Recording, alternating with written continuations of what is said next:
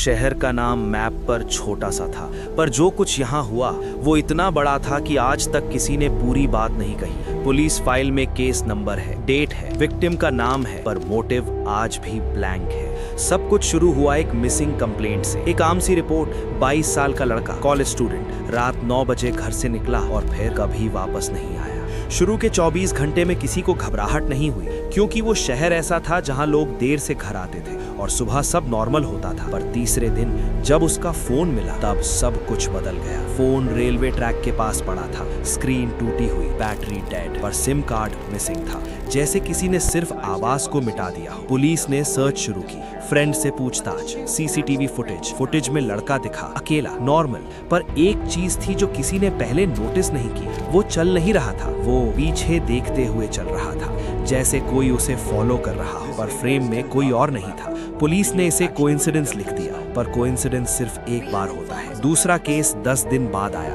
इस बार एक लड़की, same age group, same area, same time. उसकी बॉडी मिली एक abandoned factory, no injuries, no blood. Postmortem report में लिखा cause of death cardiac arrest, पर लड़की को कोई हार्ट प्रॉब्लम नहीं थी। उसके नेल्स के नीचे किसी और का डीएनए नहीं था, लेकिन उसकी आंखों में एक अजीब चीज थी, प्यूपिल्स अबनॉर्मल डायलेटेड, जैसे उसने मरने से पहले किसी ऐसी चीज को देखा हो जो दिमाग समझ ही ना पाए। मीडिया ने नाम दिया साइलेंट डेथ केस। साइलेंट क्योंकि कोई चीख नहीं, कोई स्ट्रगल नहीं, बस एंड। पुलिस प्रेशर में आ गई। सीनियर ऑफिसर ने कहा सीरियल किलर होगा, पर सीरियल किलर निशान छोड़ता है, यहाँ सिर्फ खाली जगह थी। तीसरा विक्टिम नेबर्स के सामने गिरा, रोड पर, डे लाइट में। लोग भाग कर आए। लड़का जिंदा था पर बोल नहीं पा रहा था, उसकी आंखों में आंसू थे। उसने सिर्फ एक ही शब्द बोला, वो, और फिर सांस रुक गई। उस शब्द का मतलब आज तक नहीं लिखा गया। सीसीटीवी चेक हुआ, लड़का अकेला चल रहा था, फिर रुकता है जैसे किसी ने नाम लिया। वो मुड़ता है, कैमरे के एंगल में सिर्फ उसका चेहरा दिखता है, और फिर 1 सेकंड के लिए स्क्रीन में डिस्टॉर्शन आता है। एग्जैक्टली उसी मोमेंट पर लड़का गिर जाता है। एक्सपर्ट्स ने कहा टेक्निकल ग्लिच, पर ग्लिच हर बार उसी मोमेंट पर क्यों होता है? इन्वेस्टिगेशन धीरे धीरे एक ही जगह पर आकर रुक रही थी, सेक्टर 9, एक पुराना इंडस्ट्रियल एरिया। फैक्ट्री बंद, लाइट्स नहीं, वहीं पहली बॉडी मिली थी, वहीं फोन मिला था।